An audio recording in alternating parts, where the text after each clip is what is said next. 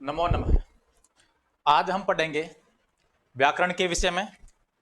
तो देखिए, व्याकरण कहाँ से आया है और किस प्रकार से आया है, इसके बारे में आज चर्चा करेंगे। तो देखिए, सबसे पहले हम बात करते हैं वेदों की। वेद वेद हमारे होते हैं चार। पहला है ऋग्वेद, दूसरा है सामवेद, तीसरा है यजुर्वेद और चौथा है अथर्ववेद। चार वेद होते हैं और इन चार वेदांगों के 6 वेदांग होते हैं। तो देखिए, 6 वेदांग कौन कौन से हैं? वेदांग, तो 6 वेदांग कौन कौन से हैं? पहला है शिक्षा, कल्प, निरुक्त, छंद, व्याकरण और ज्योतिष।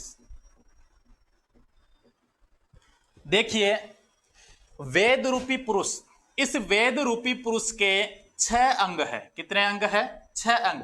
वो 6 अंग कौन कौन से हैं? शिक्षा, कल्प, निरुक्त, छंद, व्याकरण और ज्योतिष। शिक्षा को, इस शिक्षा को वेद रूपी पुरुष का ग्रहण माना गया है। क्या माना गया है?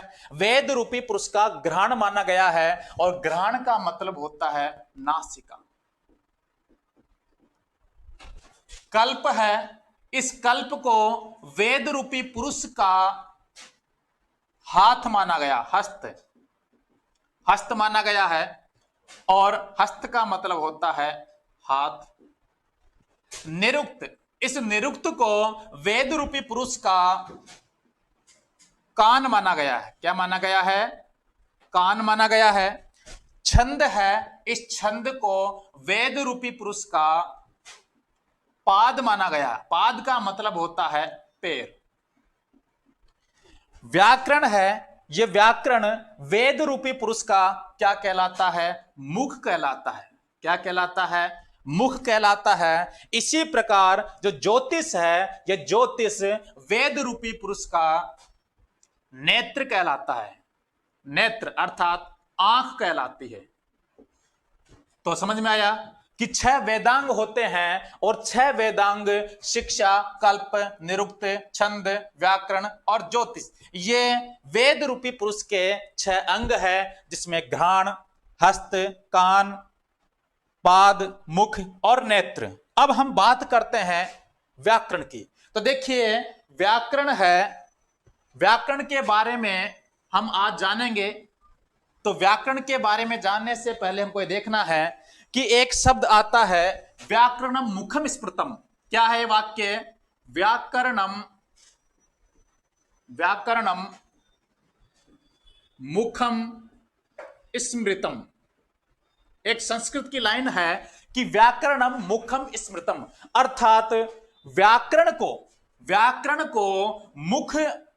को वेद रूपी पुरुष का क्या माना गया है? मुख माना गया है। व्याकरण को वेद रूपी पुरुष का मुख माना गया है। इसी प्रकार दूसरी एक और पंक्ति आती है, वो कहती है कि प्रथमे ही विद्वांसो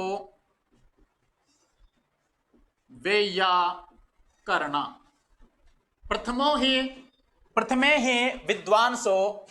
ही विद्वांसो वैयाकरणा, अर्थात व्याकरण का प्रथम विद्वान। क्योंकि प्रत्येक जो विषय होती है उसकी एक व्याकरण होती है। चाहे संस्कृत लो, हिंदी लो, अंग्रेजी लो, किसी भी प्रकार की कोई विषय हो, उसकी एक व्याकरण होती है। और वैयाकरणा किसको कहा गया है? ऐसा व्यक्ति जिसको संपूर्ण व्याकरण का, यानी उस संपूर्ण व्याकरण है उसका ज्ञान हो और वही क्या कहलाता है, विद्वान कहलाता है। ये नहीं कि रट रटा के पढ़ाने लग गए, उस प्रकार का कोई विद्वान नहीं होता है। विद्वान वह कहलाता है जिसको उस विषय के बारे में गहन जानकारी हो, उसकी व्याकरण का क्या हो, ज्ञान हो। इसके बाद में देखते हैं कि प्रथमे तीसरा पॉइंट है प्रधानम प्रधानम च षट्सु अंगेषु वेया व्याकरणम।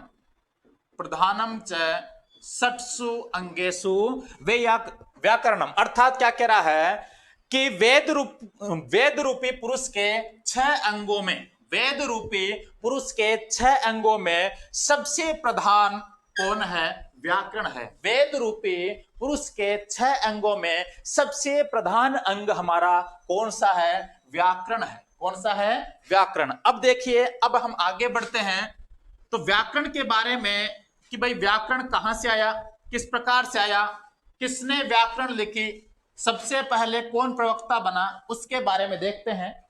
तो देखिए, व्याकरण के विषय में 2 परंपराएं प्रचलित है। पहली परंपरा है बारहस्पति परंपरा, बारहस्पति परंपरा, और दूसरी है हमारी माहेश्वरी, दूसरी है माहेश्वरी परंपरा। तो देखिए, एक है बारहस्पति परंपरा और एक है माहेश्वरी परंपरा। इस बारहस्पति परंपरा के अनुसार, बारहस्पति परंपरा के अनुसार कहा गया है कि सर्वप्रथम ब्रह्मा ने ज्ञान दिया। किसको दिया, ब्रह्मा ने बृहस्पति को ज्ञान दिया। किसको दिया, बृहस्पति को ज्ञान दिया। इसके बाद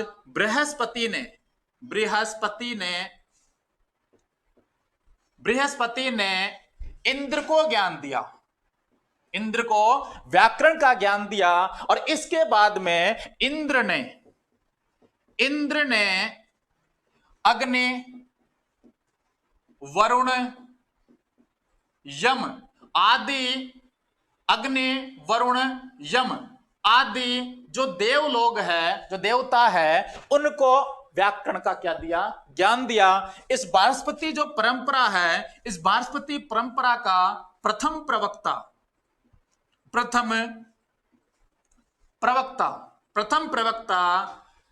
बृहस्पति को माना गया है। किसको माना गया है, बृहस्पति को। बारहस्पति परंपरा का प्रथम प्रवक्ता बृहस्पति को माना गया है। और प्रथम वैयाकरण, बारहस्पति परंपरा का प्रथम वैयाकरण इंद्र को माना गया है। प्रथम वैयाकरण इंद्र को और प्रथम प्रवक्ता बृहस्पति को माना गया है। अब आगे बात करते हैं माहेश्वरी परंपरा का। इसके बारे में बात करते हैं कि जो माहेश्वरी परंपरा है, इसमें भी सबसे पहले ब्रह्मा ने, जो ब्रह्मा जी है, ब्रह्मा जी ने महेश्वर को ज्ञान दिया। किसको दिया, महेश्वर यानी भगवान शंकर को ज्ञान दिया, भगवान शंकर को ज्ञान दिया। इसके बाद में भगवान शंकर ने चतुर्दश माहेश्वर सूत्रों के अनुसार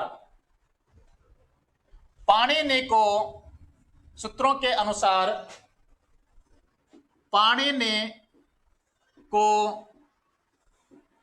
ज्ञान दिया। और पाणिनि ने इन माहेश्वर सूत्रों के आधार पर अपने व्याकरण की रचना की। माहेश्वर सूत्रों के आधार पर उन्होंने किसकी रचना की, व्याकरण की रचना की।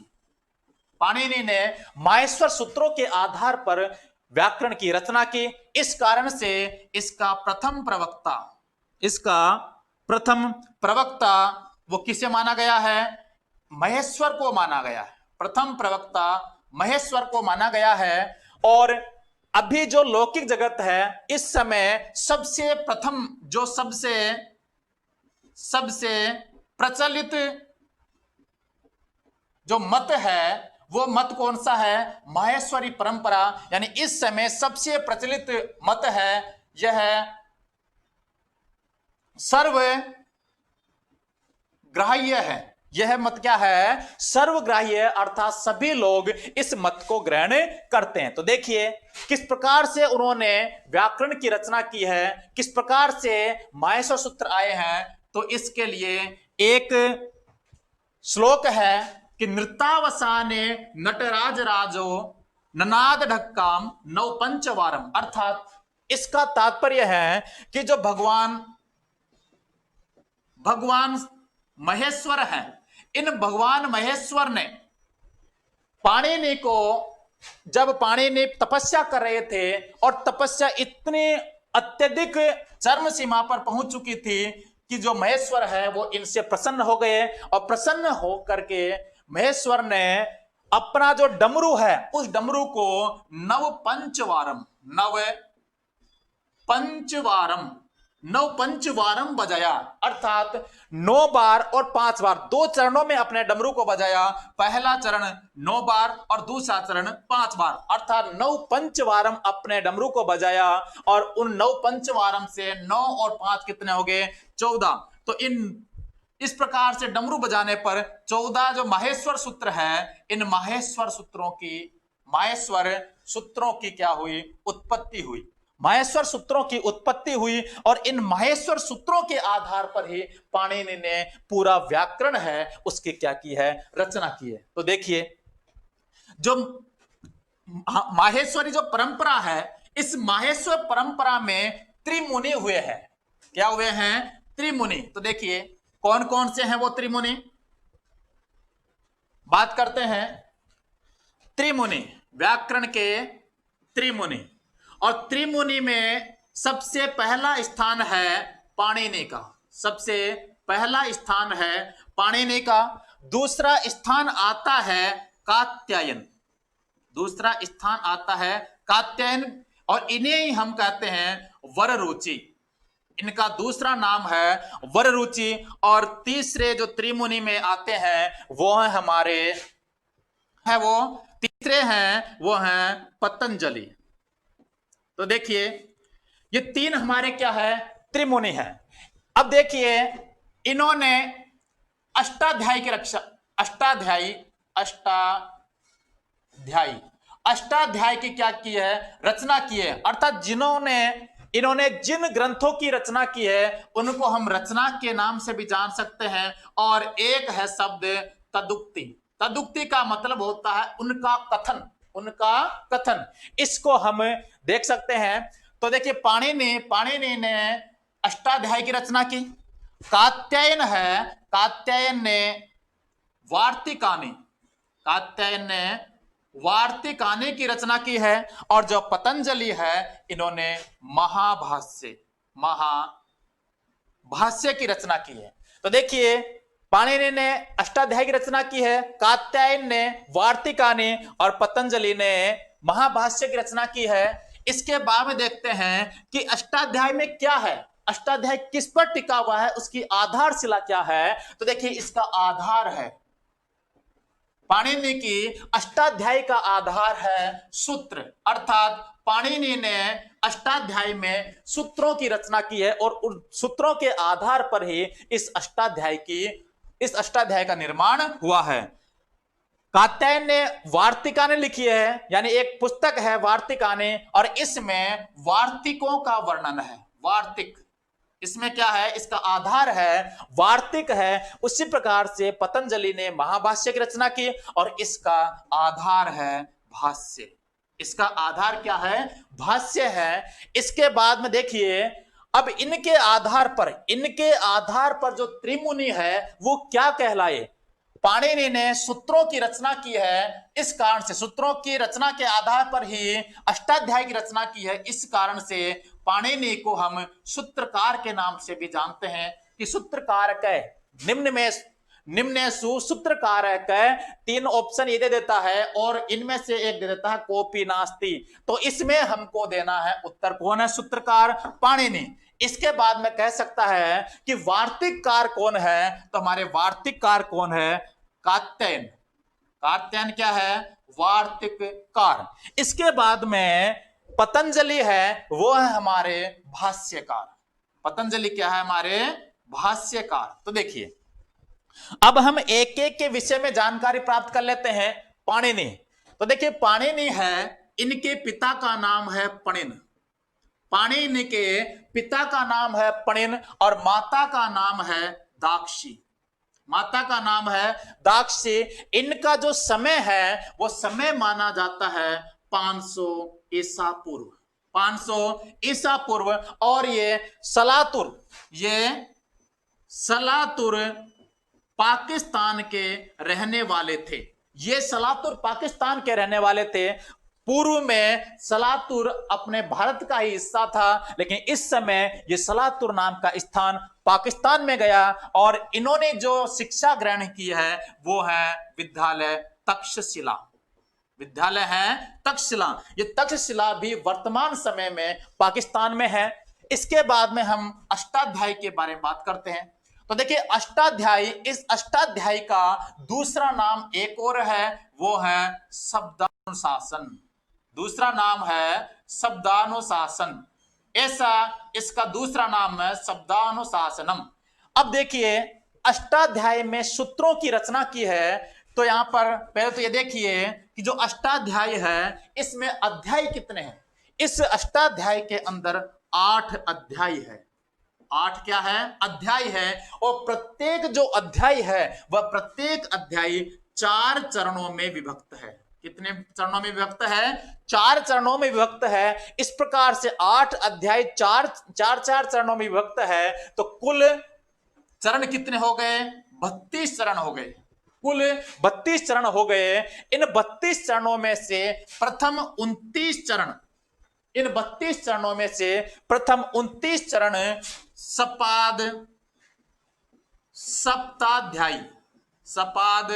सप्ताध्यायी के नाम से जाने जाते हैं एवं अंतिम 3 चरण त्रिपादी के नाम से जाने जाते हैं।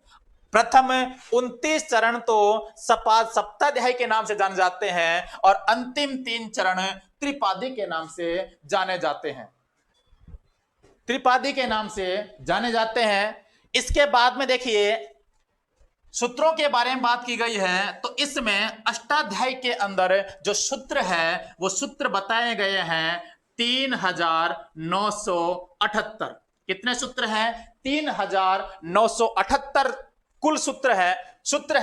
इसमें यदि 14 माहेश्वर सूत्र जोड़ लिए जाते हैं तो यहां पर हो जाते हैं 3992। अर्थात 14 माहेश्वर सूत्रों को नहीं जोड़ते हैं तो 3978 सूत्र है। और 14 माहेश्वर सूत्रों को जोड़ लिया जाता है तो हमारे कुल सूत्र अष्टाध्यायी के अंदर आते हैं 3992। अब देखिए इसमें हमको ये देखना है कि जो अष्टाध्यायी है, अष्टाध्यायी का जो प्रथम सूत्र है, अष्टाध्यायी का प्रथम सूत्र, और प्रथम सूत्र है वृद्धि रादैच। प्रथम सूत्र है वृद्धि रादैच। और जो अंतिम सूत्र है इनके बारे में कभी कभी पूछ लिया जाता है, इसलिए प्रथम सूत्र तो हमारा कौन सा है? वृद्धि रादैच। और अंतिम जो सूत्र है वो है हमारा अ। ये हमारा अंतिम सूत्र है। इसके बारे में अब आगे हम बात करते हैं कात्यायन के बारे में। तो देखिए कात्यायन का जो समय माना गया है वो 350 ईसा पूर्व, 350 ईसा पूर्व माना गया है। और कहते हैं कि जो कात्यायन है ये दक्षिण भारत के रहने वाले, कहां के रहने वाले हैं? दक्षिण भारत के रहने वाले हैं। इन्होंने वार्तिकानी नामक ग्रंथ की रचना की है। और वार्तिकानी जो नामक ग्रंथ है, ये वार्तिकानी नामक ग्रंथ अलग से कोई ग्रंथ नहीं है। इन्होंने अष्टाध्यायी के जो सूत्र थे उन सूत्रों में से 1500 सूत्रों पर क्या की है? वार्तिकों की रचना की है। और कहते हैं कि 1500 सूत्रों पर इन्होंने लगभग 4000 से 5000 तक क्या लिखी है? वार्तिकें लिखी है। इसके बाद में बात करते हैं पतंजलि की। तो देखिए पतंजलि ने क्या लिखा है, महाभाष्य। पतंजलि ने क्या लिखा है, महाभाष्य लिखा है। तो देखिए महाभाष्य को आन्निकों में बांटा गया। महाभाष्य को किसमें बांटा गया है, आन्निकों में बांटा गया है। आन्निक का मतलब क्या है, आन्निक का मतलब यह है कि एक दिन में जितना भाष्य लिखा गया है उसको एक आन्निक कहा गया। एक दिन में जितना भाष्य लिखा गया है उसको एक आन्निक कहा गया है। इस प्रकार इसमें महाभाष्य के अंदर 84 से लेकर यानी 84 या 85 आन्निक बताए गए हैं। कई तो बताते हैं कि 84 आन्निक है और कई बताते हैं 85 आन्निक है। अब बात करते हैं कि 84 कौन किस प्रकार से हैं और 85 किस प्रकार से।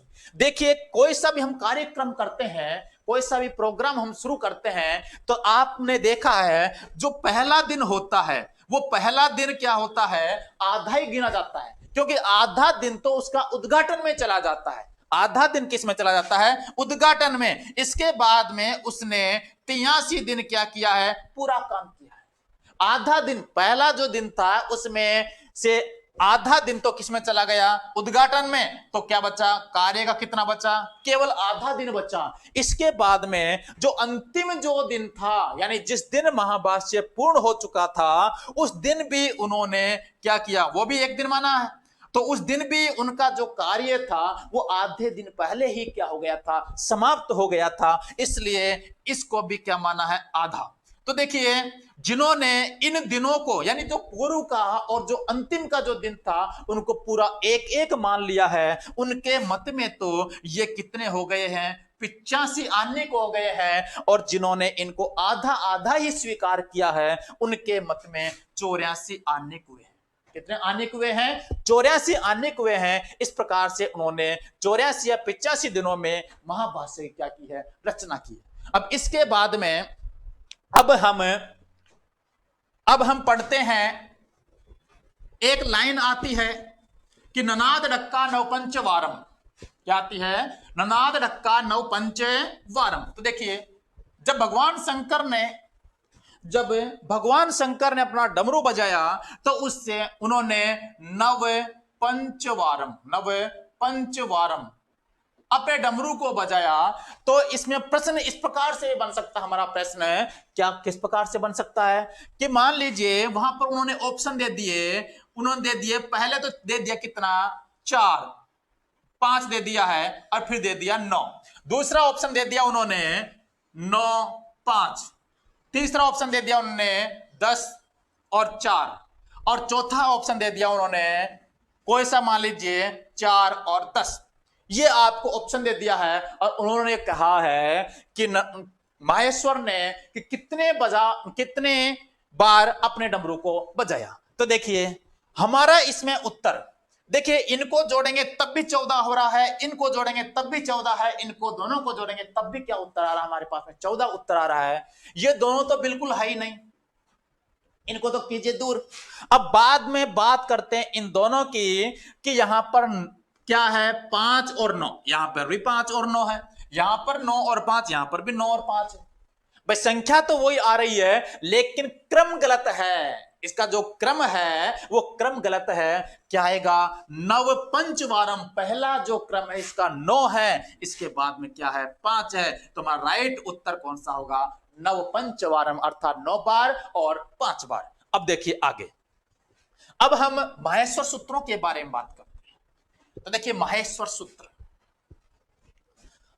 सूत्रों के बारे में बात करते हैं। माहेश्वर सूत्र कितने होते हैं, चतुर्दश। तो लिखिए चतुर्दश माहेश्वर सूत्राणि, चतुर्दश माहेश्वर सूत्राणि। तो देखिए 14 माहेश्वर सूत्र होते हैं। तो उनमें पहला जो सूत्र है वो है हमारे पास में अ ई उ अण, अ ई उण। दूसरा है रे ली क, ए ओ ंग, आई औ च, है य व र ट, लण य, म, ग, ण, न और म। इसके बाद में आठवां हमारे पास में झ, भ, य, घ, ढ, ध, स, ज, ब, ग, ड़, द, स, जब गर्दस, ख, फ, छ, ठ, थ, च, ट, त, व, क, प, य। 13 है स, स, र और 14वां है ल। ये हमारे 14 क्या है, माहेश्वर सूत्र हैं। अब देखिए, अब हम देखते हैं इसमें एक एक साइड से हमको इसको देखते रहना है। तो देखो क्या कहना चाह रहा है। पहले तो हमारे पास में 14 माहेश्वर सूत्र है। इन 14 माहेश्वर सूत्रों में सबसे पहले हम देखते हैं कि 1 से लेकर 4 तक, 4 जो सूत्र है, 4 माहेश्वर सूत्रों में केवल स्वरों का वर्णन है। केवल किसका वर्णन है, स्वरों का वर्णन है। केवल स्वर आ रहे हैं 4 सूत्रों में, केवल क्या है, स्वर है। 4 सूत्रों में क्या है, स्वर है। और बाकी के यानी प्रथम 4 सूत्रों में, प्रथम 4 सूत्रों में तो क्या आ रहे हैं, स्वर आ रहे हैं। और अंतिम 10 सूत्रों में, अंतिम 10 सूत्रों में क्या आ रहे हैं, हमारे हल अर्थात व्यंजन आ रहे हैं।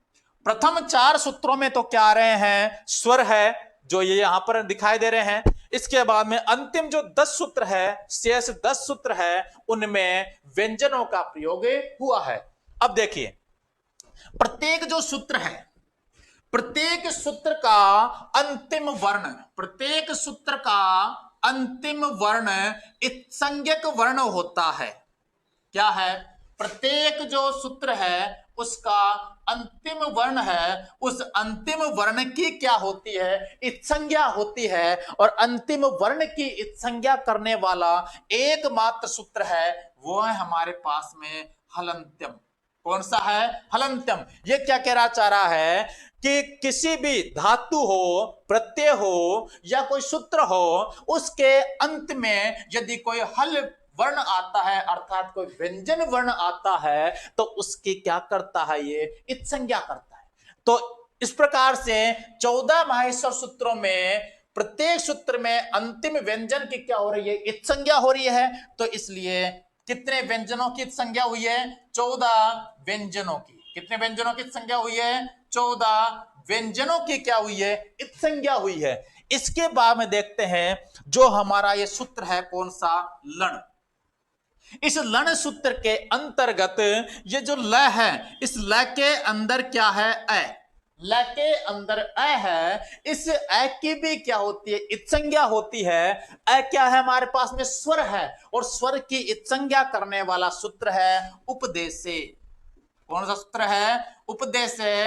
अजनुनासिक इत, उपदेशे अजनुनासिक इत। ये जो सूत्र है, ये लन के ए की क्या करता है, इत्संज्ञा करता है। इसलिए 14 तो व्यंजनों की संज्ञा हो गई, और एक किसकी संज्ञा हो गई, एक स्वर वर्ण की क्या हुई है, इत्संज्ञा। एक स्वर की क्या हुई है, इत्संज्ञा। इस प्रकार से देखा जाता है कि जो माहेश्वर सूत्र है, इन माहेश्वर सूत्रों में कुल 15 वर्णों की क्या होती है, इत्संज्ञा होती है। कुल 15 वर्णों की क्या होती है, हमारे इत्संज्ञा होती है। इसके बाद में हम बात करते हैं, इसके बाद में देखते हैं 15 वर्णों की क्या हो गई, इत्संज्ञा हो गई। अब देखते हैं कि यहां पर जो अंतिम वर्ण है या इत्संज्ञक वर्ण है, इस इत्संज्ञक वर्ण की आवश्यकता क्यों पड़ी, इस इत्संज्ञक वर्ण की आवश्यकता क्यों पड़ी। तो हम कह सकते हैं कि प्रत्याहार निर्माण के लिए, किसके, प्रत्याहार निर्माण के लिए हमें किसकी आवश्यकता पड़ी है, इत्संज्ञक वर्ण की आवश्यकता पड़ी है। कि हमको कोई सा भी यदि प्रत्याहार बनाना है, तो वह इत्संज्ञक वर्ण के सहारे ही उसका निर्माण होता है। जैसे मैंने लिखा यहां पर अच लिखा, क्या लिखा मैंने, अच। अच का तात्पर्य है यहां पर, अब इसकी आवश्यकता क्यों पड़ी, प्रत्याहार निर्माण की आवश्यकता क्यों पड़ी? तो इसमें दिया हुआ है प्रत्याह्रियन्ते इति प्रत्याहारा। क्या है? प्रत्याह्रियन्ते प्रत्याह्रियन्ते इति प्रत्यया इति प्रत्याहारा। इसका मतलब है कि प्रत्याह्रियन्ते इति प्रत्याहारा अर्थात प्रत्ययों का हरण करना, कर लेना, अर्थात प्रत्ययों को छोटा करना, संक्षिप्त करना ही क्या कहलाता है? प्रत्याहार कहलाता है। प्रत्याहार क्या कहलाता है? क्या होता है प्रत्याहार? कि प्रत्ययों को छोटा करना, संक्षिप्त रूप देना, उनको छोटा आकार देना ही क्या कहलाता है? हमारा प्रत्याहार कहलाता है। जैसे मैंने लिखा यहां पर क्या? अच। क्या लिखा मैंने? अच लिखा है। देखिए हम कह सकते हैं कि यहां पर इनमें स्वर कौन कौन से हैं। तो एक तो हम कह सकते हैं इनको सबको बोल बोल करके अ ई उ री री ए ओ ऐ ओ, ये हमारे स्वर हैं। और हम एक सीधा सा हम कह सकते हैं कि अच स्वर होते हैं। क्या होते हैं? अच क्या होते हैं? स्वर होते हैं। इसका मतलब है कि ऐसे प्रारंभ होकर के जो अंतिम इत्संज्ञक वर्ण यहां पर दे रखा है, उस अंतिम इत्संज्ञक वर्ण तक जितने वर्ण आते हैं वो इस अच के अंतर्गत आ जाते हैं, इस अच के अंतर्गत आ जाते हैं। इसलिए हमारा प्रश्न बन जाता है कति स्वराहा। क्या प्रश्न बनता है? कति स्वराहा।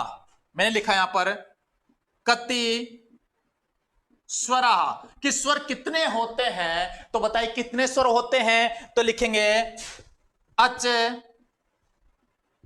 नव स्वरहा, अच नव स्वरहा। यानी कि अच क्या होते हैं? स्वर होते हैं। या फिर हम कह सकते हैं कि नव स्वरहा, कति स्वरा, अच स्वरा या फिर नव स्वरा। यानी स्वर कितने होते हैं? 9 होते हैं। 1 2 3 4 5 6 7 8 और 9। स्वर कितने होते हैं? 9 होते हैं। अब आगे बात करते हैं कि इन स्वरों में से ही ऋस्व स्वर, क्या ऋस्व या फिर ऋस्व स्वर को ही हम किस नाम से जानते हैं? मूल स्वर के नाम से जानते हैं।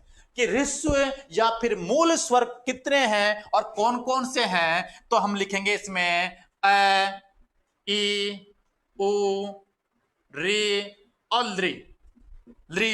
एते पंच स्वरा, एते पंच स्वरा। यानी कि ऋस्व और मूल स्वरा, ऋस्व और मूल स्वरा ये कौन कौन से हैं? तो हमने लिखा यहां पर अ ई उ री और ली।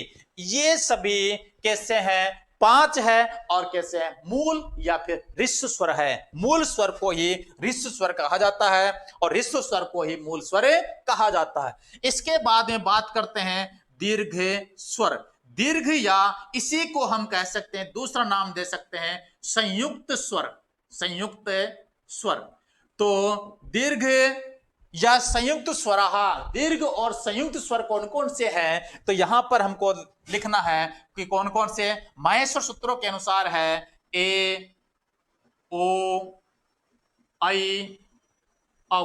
ये हमारे क्या है? एते एते चत्वार है, एते चत्वार है स्वरा, एते चत्वार है ऋस्व स्वरा या संयुक्त स्वरा। यानी इन चारों को ऋस्व स्वर भी वो क्या कहते हैं? दीर्घ स्वर या फिर क्या कहते हैं? संयुक्त स्वर कहते हैं। अब दीर्घ स्वर या संयुक्त स्वर क्यों कहते हैं? क्योंकि देखिए जो ए है, इस ए का निर्माण अ प्लस ई मिलने पर होता है।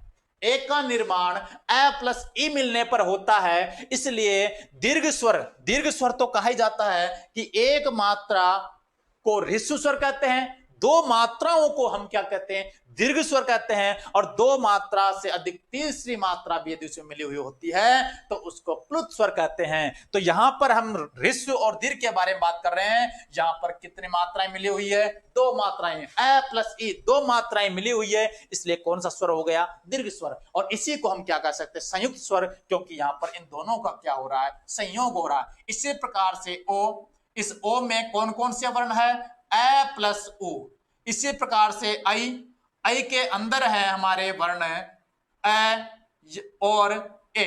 ए और ए मिलने पर ऐ बनता है। इसी प्रकार से औ, औ में क्या है कि ए प्लस ओ मिलने पर, ए प्लस ओ मिलने पर हमारे पास में क्या बनता है, औ का निर्माण होता है। तो ये हमारे क्या कहलाए हैं, संयुक्त या दीर्घ स्वर कहलाए हैं। इसके बाद में अब बात करते हैं, इसके बाद में बात करते हैं कि जो लन है, सूत्र था हमारा लन सूत्र।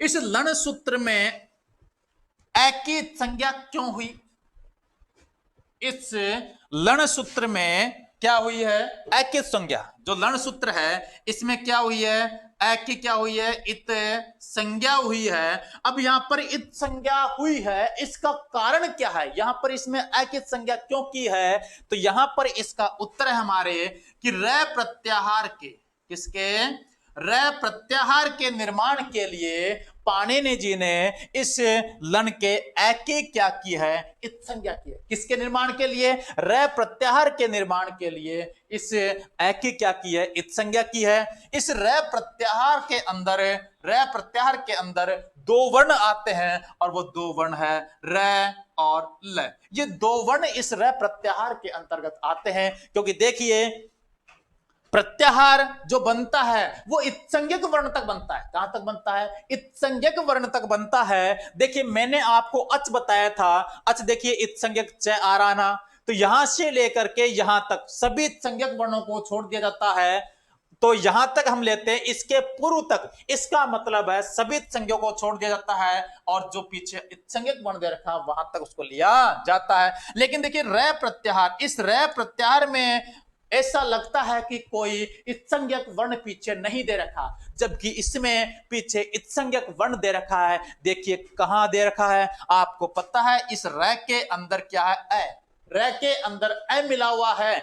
तो ये ए आपको पता है, इस र से आप प्रारंभ करेंगे और इस र से लेकर के देखिए ल भी आ गया, र भी आ गया है, ल भी आ गया है, और ल के बाद में यहां पर ए की क्या हुई है, इत संज्ञा हुई है। इस कारण से इस र प्रत्याहार में र से लेकर के ल तक, क्योंकि इसके बाद में क्या आ गया, इत संज्ञक वर्ण आ गया, इसलिए र से लेकर के ल तक इसमें ले जाता है। और र से लेकर के ल तक में दो वर्ण आते हैं हमारे पास में, र और ल, इस प्रकार से आते हैं। अब आप कह सकते हैं कि हमें तो जो हय वरट हय वर यमगणनम, इन सभी जो वर्ण है इन वर्णों में अ दिखाई दे रहा है।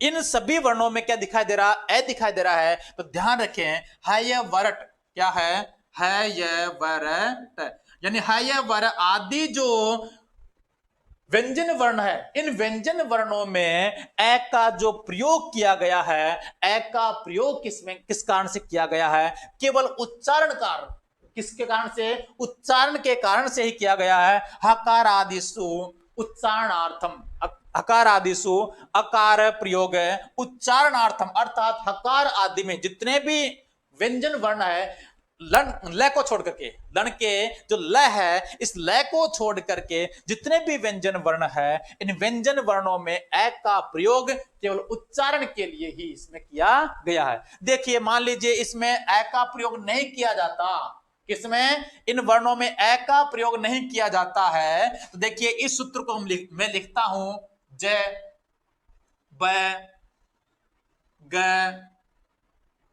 ड और द, क्या बोलेंगे इसको, इसका उच्चारण नहीं हो पाता है। इसी प्रकार से जितने भी यहां पर सूत्र दे रखे हैं उन सूत्रों का आकार के बिना उच्चारण नहीं हो पाता है। इस कारण से इन सभी में आकार का जो प्रयोग किया गया सभी व्यंजन वर्णों में, वो किसके लिए किया गया है, केवल उच्चारण मात्र के लिए ही किया गया है। अब देखिए आगे, अब हम आगे बात करते हैं, प्रत्याहार के बारे में चर्चा चल रही थी, तो प्रत्याहार के बारे में पहले बात कर लेते हैं कि जो प्रत्याहार है, तो प्रत्याहार कितने हैं, तो प्राचीन मत के अनुसार, किसके अनुसार, प्राचीन मत के अनुसार प्रत्याहारों की संख्या कितनी है, 41 है। कितनी है, 41, एक चत्वारिंशत, एक चत्वारिंशत यानी 41 है।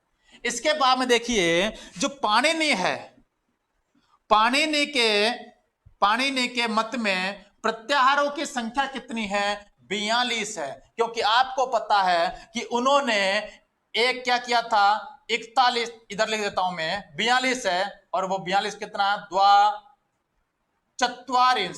द्वाचत्वारिंशत्, क्योंकि आपको पता है इसमें, या इसको इस प्रकार लिखता हूं, 41 प्लस रे बराबर कितने हो गए, 42। यानी पाणिनि के मत में 41 प्लस रे, 41 तो प्राचीन मत के अनुसार था, उन्होंने रे प्रत्याहार का और निर्माण कर दिया, इस प्रकार से कितने हो गए, 42 प्रत्याहार हो गए। इसके बाद में कौन आए थे, पतंजलि। कौन आए थे, पतंजलि।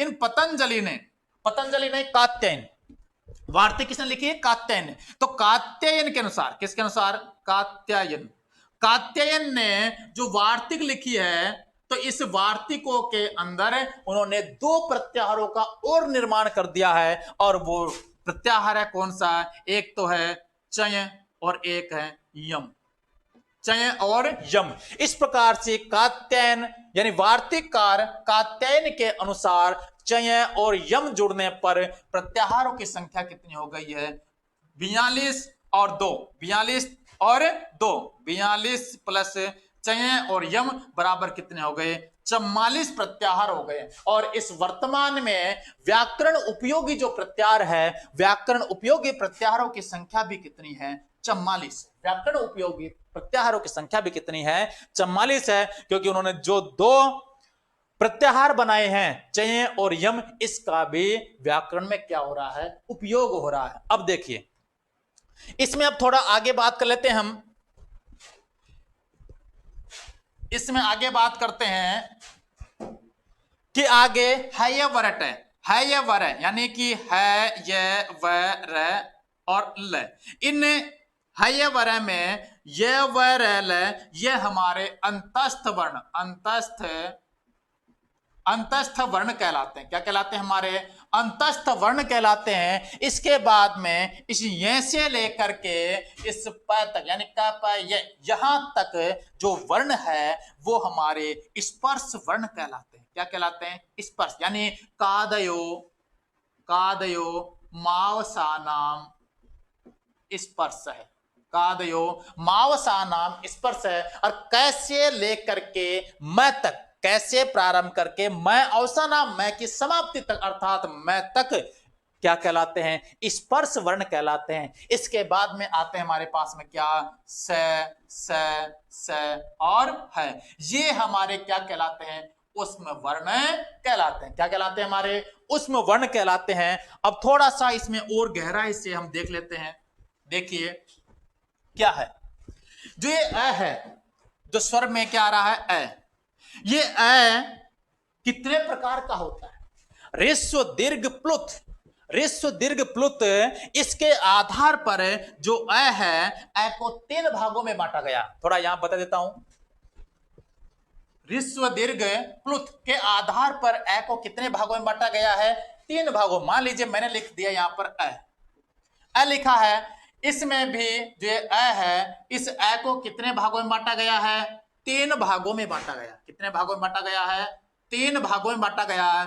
पहला तो कौन सा है, ह्रस्व, दूसरा कौन सा है, दीर्घ, और तीसरा है हमारे पास में प्लुत। इस प्रकार से इसको 3 भागों में बांटा गया है। अब इन 3 भागों को भी, इन 3 भागों को भी तीन भागों में फिर बांट दिया। कितने भागों में, 3 भागों में इनको फिर बांट दिया गया। तो देखिए 3 भाग कौन कौन से हैं, 3 भाग है इसमें, उदात्त, दूसरा है अनुदात्त, और तीसरा है स्वरित। प्रत्येक को इस प्रकार से 3 भागों में बांटा गया है। कितने भागों में बांटा गया है, 3 भागों में बांटा गया। इसके बाद में अब देखो थोड़ा समझ लेते हैं, ह्रस्व का मतलब क्या है, एक मात्रिक जो स्वर होता है वो ह्रस्व कहलाता है, अर्थात जिसमें एक मात्रा हो वो क्या कहलाता है, ह्रस्व कहलाता है। दीर्घ स्वर क्या कहता है, दीर्घ स्वर द्विमात्रिक जो स्वर होता है वो दीर्घ स्वर कहलाता है, अर्थात ऐसा स्वर जो 2 मात्राओं से मिलकर के बना हुआ है वो दीर्घ स्वर है। प्लुत स्वर त्रिमात्रिक स्वर होता है, वो क्या कहलाता है, हमारा प्लुत स्वर कहलाता है। इसमें एक मात्रा का समय लगता है। ह्रस्व स्वर को बोलने में एक मात्रा का समय लगता है, दीर्घ स्वर को बोलने में 2 मात्राओं के लगभग समय लगता है, और प्लुत स्वर को बोलने में 3 मात्राओं में जो समय लगता है उतना समय प्लुत में लगता है। इसके बाद में देखिए ह्रस्व स्वर को कितने भागों में बांटा गया? 3 भागों में बांटा गया, उदात्त, अनुदात्त, स्वरित। अब बात करते हैं कि उदात्त क्या है, उदात्त क्या है, अनुदात्त क्या है, स्वरित क्या है। तो देखिए आपको पता है कि ये हमारा, मान लीजिए क्या है, ये मुख है। क्या है? ये हमारा मुख है। इस मुख में 2 भाग होते हैं। क्या, कितने भाग होते हैं? 2 भाग होते हैं, एक तो ऊपर का भाग और एक नीचे का भाग। इस ऊपर के भाग को हम क्या कह देते हैं? उदात्त। क्या कहते हैं? हम उदात्त कहते हैं। और निचला जो भाग होता है इसको हम क्या कहते हैं? अनुदात्त कहते हैं। क्या कहते हैं? अनुदात्त। अर्थात ऐसे स्वर जिनका उच्चारण हम मुख के ऊपरी भाग से करते हैं वो क्या कहलाते हैं? उदात्त स्वर कहलाते हैं। इसके बाद अनुदात्त क्या है? ऐसे स्वर जिनका उच्चारण करने में हम मुख का निचला भाग प्रयोग में लेते हैं, अर्थात निचले भाग से उच्चारित किए जाने वाले स्वर क्या कहलाते हैं? अनुदात्त कहलाते हैं। क्या कहलाते हैं? अनुदात्त कहलाते हैं। अब बाद में बात करते हैं किसकी? स्वरित की। कि स्वरित में क्या है? इन दोनों के संयोग से, इन दोनों के मिश्रण से, उदात्त और अनुदात्त, इन दोनों के मिश्रण से जिन वर्णों का प्रयोग किया जाता है, जिन वर्णों को बोला जाता है, जिन स्वरों को बोला जाता है, वे क्या कहलाते हैं? स्वरित स्वर कहलाते हैं। तो उदात्त ऊपरी भाग से, अनुदात्त निचले भाग से, और स्वरित का मतलब है दोनों भागों के मिश्रण से जिन स्वरों का उच्चारण किया जाता है वो क्या कहलाते हैं? स्वरित कहलाते हैं। अब देखिए, अब इन उदात्त, अनुदात्त जो स्वरित है, इन तीनों को भी 2-2 भागों में बांटा गया। तो देखिए 2 भाग कौन कौन से हैं वो हमको देखना है। तो देखिए एक तो क्या कहलाता है? अनुनासिक। क्या कहलाता है? अनुनासिक, अनुनासिक स्वर। और दूसरा है अनुनासिक। एक तो क्या है? अनुनासिक, और दूसरा क्या है? अनुनासिक। अनुनासिक और अनुनासिक। इसी प्रकार से एक क्या है? अनुनासिक, दूसरा क्या है? अनुनासिक। उसी प्रकार से एक अनुनासिक और एक अनुनासिक, अर्थात स्वरित अनुनासिक, स्वरित अनुनासिक, स्वरित अनुदात्त, सॉरी, उदात्त अनुनासिक, उदात्त अनुनासिक, अनुदात्त अनुनासिक, अनुदात्त अनुनासिक। इसके बाद में स्वरित अनुनासिक, स्वरित अनुनासिक। इस प्रकार से अब देखिए जो ह्रस्व स्वर है, ह्रस्व जो क्या है? अ है। इसके कितने भेद हो गए? 1, 2, 3, 4, 5 और 6। ह्रस्व स्वर के यानी ह्रस्व अ के कितने भेद हुए? 6 भेद हुए। इसी प्रकार से जब ह्रस्व स्वर के 6 भेद हो गए हैं तो इसी प्रकार से दीर्घ स्वर के भी कितने होंगे? 6 भेद होंगे। और प्लुत स्वर के भी कितने होंगे? 6 भेद होंगे। कितने भेद होंगे? 6। अब पूछ लिया जाता है कि अकारस्य कति भेदा, अकारस्य कति भेदा, कि आकार के कितने भेद हैं? आकार के कितने भेद हैं? और आप ऑप्शन में आपको दे दिया कितने? 3, 9, 12, 18, ऐसा आपको दे दिया। कितना दे दिया? 3, 9, 12, 18। तो मैं मानता हूं यदि मैं आपको ये नहीं पढ़ाता तो आप सबसे पहले क्या करते? जो पहली बार पढ़ रहे हैं वो 3 करते हैं कि भाई आकार के कितने भेद होते हैं? 3 होते हैं। ऋष्व दीर्घ प्लुत होता होगा, इससे ज्यादा और क्या होगा? लेकिन अब हमको पता चला है कि जो आकार है, आकार का मतलब इसमें अ के अंदर पूरे आ गए, ऋष्व भी आ गया, दीर्घ भी आ गया और प्लुत भी आ गया। तो इसलिए इस आकार में कितने भेद हो गए? 18 हो गए। कितने भेद हो गए? 18। लेकिन मैंने कह दिया कि अत वर्णस्य, क्या? अत वर्णस्य कति भेदा, अत वर्णस्य कति भेदा, कि अत वर्ण के कितने भेद हैं? यदि अ वर्ण के पूछे या आकार के पूछे, अ के पूछे या अवर्ण के पूछे या आकार के पूछे तो हमको 18 बताना है। लेकिन अत अर्थात तय पीछे जुड़ जाता है, अत, आत इस प्रकार से पीछे जुड़ जाता है। तो इसके जो अ ऋस्व है, इस ऋस्व अ के कितने भेद है? 6। तो हमारा उत्तर होगा कितने भेद होते हैं? 6। यानी एक के पीछे त जुड़ा हुआ है, तो जिस प्रकार की स्थिति आपको दिखाई दे रही है उसी स्थिति के आपको भेद बताने हैं। जैसे मान लीजिए उसने कह दिया आत वर्ण से, आत वर्ण से कति भेदा, तो आत यानी आ के पीछे त जुड़ा हुआ है, तो आ के कितने भेद होते हैं दीर्घ वाले के, तो कितने हो गए 6। तो इसका भी उत्तर क्या आएगा 6 आएगा। लेकिन अवर्ण या आवर्ण के पूछ लिए हैं, अवर्ण के पूछ लिए हैं, तो फिर आपको पूरे कितने बताने 18 इसमें बताने। तो इस प्रकार से आपको पता होना चाहिए कि अ ई उ देखो किस प्रकार से है, यहां लिख देता हूं मैं अ ई उ री ली ए ओ आई औ। इनमें अ के कितने भेद हुए 18, इसके कितने हुए 18, इसके भी कितने हुए 18, री के भी कितने हैं 18। लेकिन जो ली है इस ली के 18 भेद नहीं है। क्यों नहीं है, कारण क्या है, इसके 12 ही भेद हैं। कितने भेद हैं 12 भेद हैं। क्यों भेद हैं 12, इनके तो ऋस्व दीर्घ और प्लुत, ऋस्व दीर्घ प्लुत, इन सभी जो चार स्वर है, इन चारों स्वरों के ऋस्व दीर्घ और प्लुत तीनों स्वर होते हैं। लेकिन जो री वर्ण है इस री वर्ण के कितने भेद होते हैं, केवल 2 ही भेद होते हैं। वो भी किस प्रकार से, वो भी किसी के मत के आधार पर, कि जैसे वैसे तो इसमें क्या होता है ली होता है, कई जो हमारे आचार्य हैं उन कई आचार्यों का कहना है जो ली वर्ण है उसमें केवल ऋस्व ही होता है, न तो दीर्घ होता है और न प्लुत होता है। लेकिन कई आचार्य हैं उन्होंने कहा है कि भाई इसका दीर्घ नहीं होता है लेकिन प्लुत जरूर होता है। क्या होता है, प्लुत जरूर होता है, ली वर्ण का प्लुत जरूर होता है। ऋस्व होता है और कौन सा होता है प्लुत होता है। तो किसी ने तो क्या मान लिया, उसको पृथ्वी मान लिया कि भाई ऋषु भी होता है, एक तो ऋषु हो गया और एक कौन सा हो गया प्लुत हो गया। लेकिन जिन्होंने प्लुत माना है उनके बारे में दूसरे आचार्यों ने कहा है कि अरे भाई क्या नाम से ये मंजिल है, यानी ये नीचे एक मंजिल को दूसरी मंजिल बनाए बिना हम तीसरी मंजिल का निर्माण नहीं कर सकते। एक मंजिल पर दूसरी मंजिल बनाए बिना क्या नहीं कर सकते हैं, तीसरी मंजिल का निर्माण नहीं कर सकते हैं। इसी कारण से उन्होंने कहा है कि भैया जो ऋस्व है इस ऋस्व में दीर्घ न मान करके हम यदि तीसरे यानी प्लुत की कल्पना करते हैं तो वो क्या है, एक गलत है। इसलिए उन्होंने तो केवल किसको माना है, ऋस्व को ही, जो ऋस्व स्वर है ऋस्व री इसी को माना है, और किसी ने उसी को यानी प्लुत को भी माना है, तो एक क्या हो गया प्लुत। तो जिसने ऋस्व स्वर माना है उसके आधार पर तो कितने भेद हो गए 6 भेद हो गए।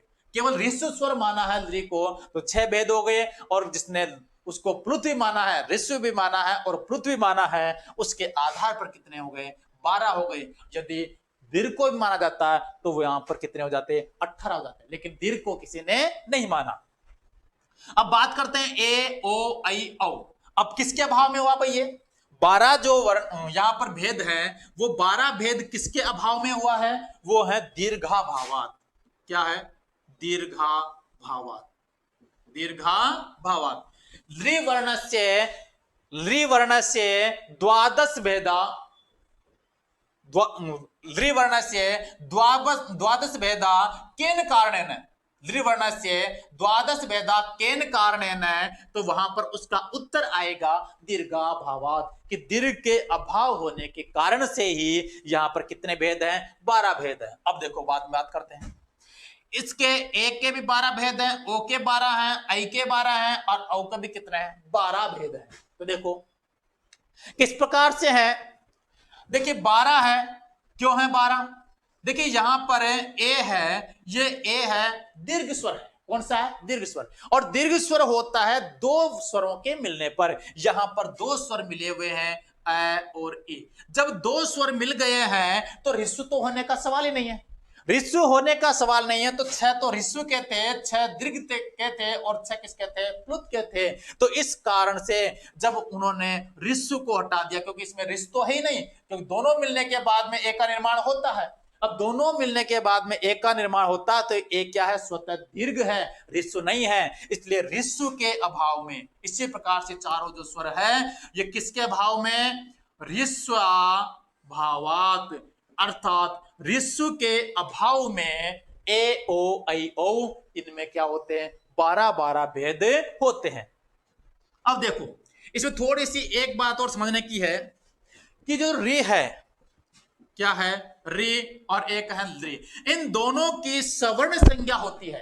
क्या होती है, इन दोनों की सवर्ण संज्ञा होती है। एक वार्तिक आती है, रील री वर्णयो, रील री वर्णयो मिथ सावर्ण्यम सावर्ण्यम वाच्यम। क्या वार्तिक हमारे पास में, रील री वर्णयोर मिथ सावर्णम वाच्यम, अर्थात री और री वर्ण की क्या होती है, आपस में सवर्ण संज्ञा होती है। सावर्णम वाच्यम, सवर्ण संज्ञा कहना चाहिए। री और री की आपस में क्या कहनी चाहिए, सवर्ण संज्ञा कहनी चाहिए। जब इन दोनों की जब सवर्ण संज्ञा हो जाती है तो आपको पता है कि कितने भेद हो गए, 18 तो इसके हो गए प्लस 12 इसके हो गए, तो कितने हो गए, 30 भेद हो गए। तो इसलिए ध्यान रखें, यदि आ जाता है ऋकारस्य, क्या आता है, ऋकारस्य कति भेदा, ऋकारस्य कति भेदा, तो आपको उत्तर देना है 30 भेदा। कितने भेदा, 63 भेदा। इसी प्रकार से आ जाता है ऋकारस्य कति भेदा, ऋकारस्य कति भेदा, तो भी आपको क्या देना है, उत्तर 63 ही देना है कि 63 भेदा। लेकिन आ जाता है कि ऋतवर्णस्य कति भेदा, ऋतवर्ण के कितने भेद हैं, तो आपको पता है कि सवर्ण संज्ञा होती है, तो जो ऋस्व है उनमें भी सवर्ण संज्ञा होती है।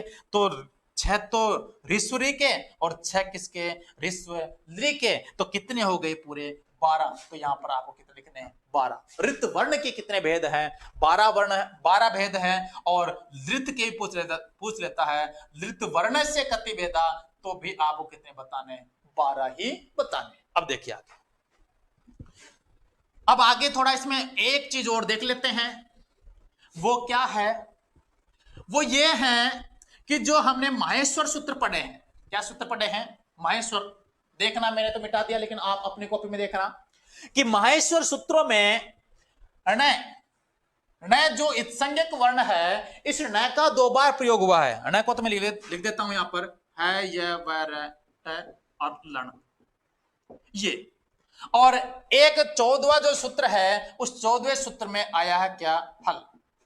देखिए इत्संज्ञक वर्ण को इत्संज्ञक में ही देखना है, और जो बीच में जो वर्ण है उसको बीच में देखना है। तो देखिए इत्संज्ञक वर्ण में ये एक तो अनैकित संज्ञा हुई है और एक अनैकित संज्ञा, दोनों अनैकित संज्ञा हुई है, यानी अनैकित 2 जगह पर इत संज्ञा हुई है। इसी प्रकार से है कि भी 2 जगह पर क्या हुई है, इत संज्ञा हुई है। एक तो 5वें सूत्र में है कि संज्ञा हुई है, एक 14वें सूत्र में है कि क्या हुई है, इत संज्ञा हुई है। तो इसका कारण क्या है, इन वर्णों की ही 2-2 बार इत संज्ञा क्यों हुई है, यानी 2-2 बार प्रयोग क्यों हुआ है, अनय की 2 बार संज्ञा क्यों हुई है, और है का 2 बार इसमें प्रयोग क्यों हुआ है, 2-2 बार इनका प्रयोग दोनों वर्णों का क्यों हुआ है, वो हमको देखना है।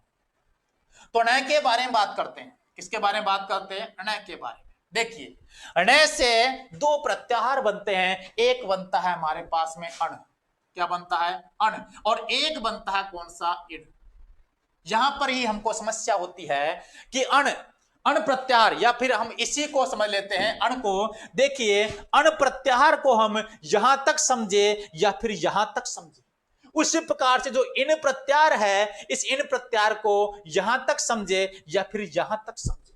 तो देखो इन प्रत्याहार का प्रयोग, किसका, इन प्रत्याहार का प्रयोग हमेशा परेण, अणकारेण, अणकारेण से होता है।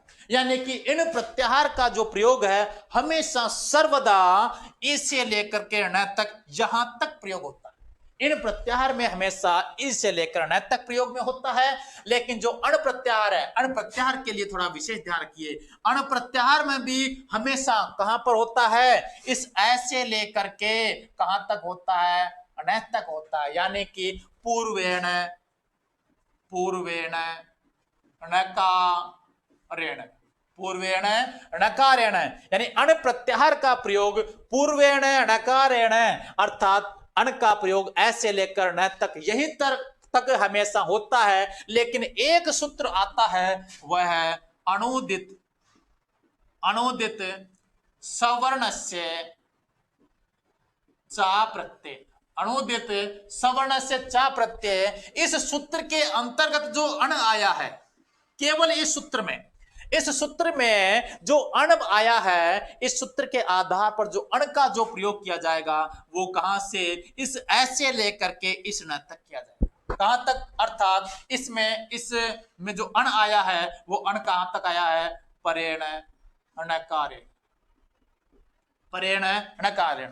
तो ध्यान में आया होगा कि इन प्रत्याहार हमेशा दूसरे न तक ही होता है, अण प्रत्याहार हमेशा पहले न तक होता है, लेकिन केवल एकमात्र सूत्र अनुदित सवर्ण से चा प्रत्यय, इस सूत्र के द्वारा अण का प्रयोग ऐसे लेकर के कहां तक होता है, दूसरे न तक होता है, अर्थात परेण णकारेण तक इसका प्रयोग होता है। अब बात करते हैं हम किसकी, है की।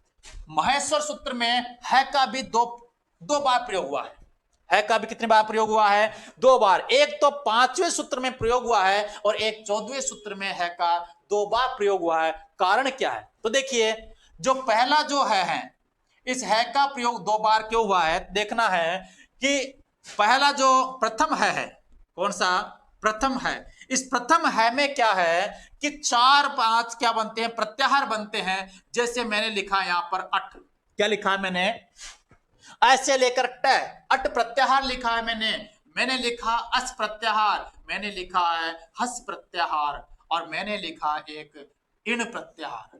इन 4 जो प्रत्याहार है, यदि इस है का प्रयोग यहां न करके केवल यहीं पर किया जाता है, 14वें सूत्र में किया जाता है, तो देखिए आपको पता है अट ऐसे लेकर के ट तक, यहां पर भी है का प्रयोग हुआ। यदि इनमें अट है की आवश्यकता निश्चित रूप से है, यदि हम इनमें है का प्रयोग नहीं करते हैं तो ये जो प्रत्याहार है ये बाधित हो जाते हैं, इनमें बाधा उत्पन्न हो जाती है का प्रयोग जो पहला जो है इस है का प्रयोग यदि यहां पर ना होकर के केवल 14वें सूत्र में है का प्रयोग किया जाता है, तो अट अस हस और इन ये जो प्रत्याहार है ये बाधित हो जाते हैं, इनमें बाधा उत्पन्न हो जाती है। और इसी प्रकार से जो दूसरा है, जो द्वितीय जो है, इस है द्वितीय है, इस द्वितीय है में क्या है, वल रल झल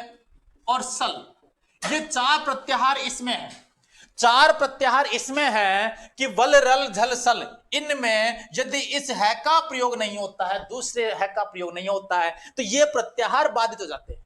पहले है का प्रयोग न होने के कारण तो अट अस हस इन ये प्रत्याहार बाधित होती है, इनमें बाधा उत्पन्न होती है, और दूसरे है का प्रयोग न होने पर कौन कौन से, वल रल झल सल, ये प्रत्याहार बाधित होते हैं।